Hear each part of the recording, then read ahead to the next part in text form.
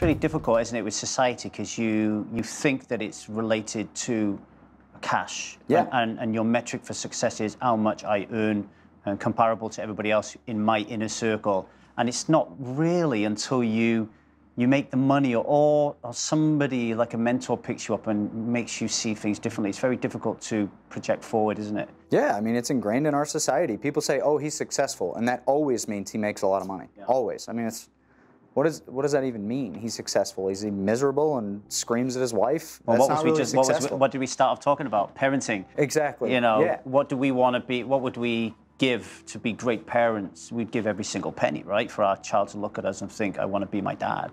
You know? For sure. Exactly right. Yeah. So just even hearing that is just the wrong place to begin, and that is where I was at. I mean, even once I started having success in poker, I was just like, oh, let's buy this car, let's do this, let's do that. And then the next thing I know, I'm just like, wow, I'm a douchebag. I need to hit the brakes on this, go back to doing what I like to do.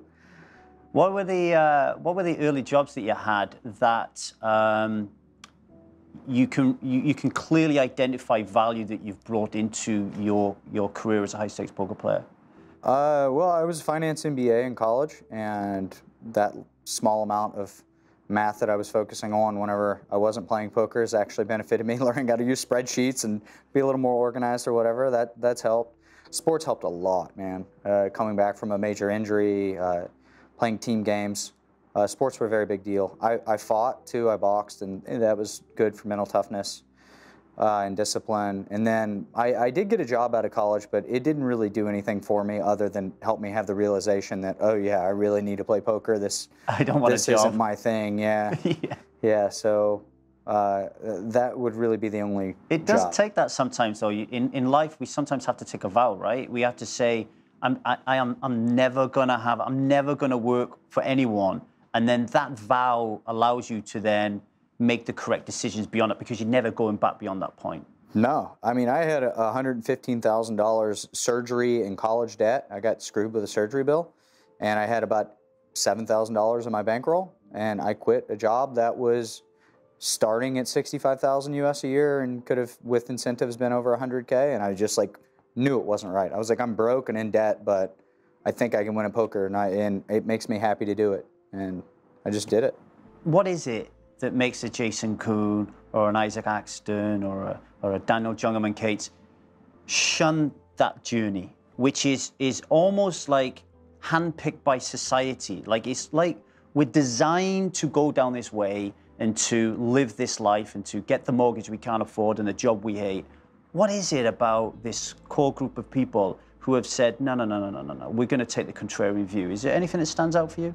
Yeah, I think it's just like the courage to make a decision on what you think is actually best for you, to value yourself more than what other people are going to think about you.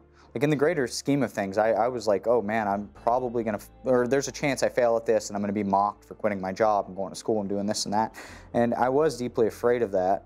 But I wasn't afraid enough to just like to accept that my life was going to be that, you know? And I think some people are very happy in that structure. Like it's not necessarily a bad thing to be like in the society's 9 to 5 and work the job. If you come home with a smile on your face and you feel good about your life, that's cool. But for me, it just felt empty to me. I didn't like I had to sit around a table and drink with these guys we were trying to sell stuff to and like laugh at their shitty jokes, and it just wasn't for me. I was like, man, I want to sleep in when I want, you know, I want to, it was like a freedom thing, you know.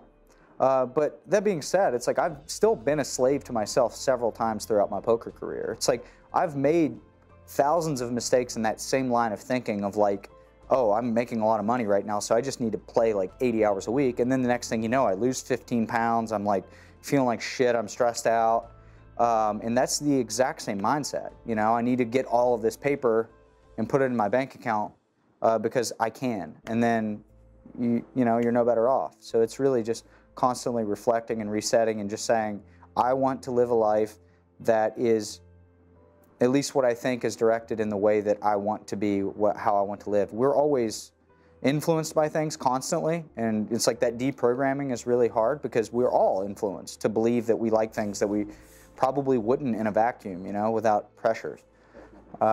Yeah, so I'm just like always doing my best to reevaluate listen to the people around me, look at the situation around me, and try to stay in that line of this is the most fulfilling thing for myself, and not waste time having judgment for the way other people are living. I'm Jason Koon, and I am High Stakes Poker.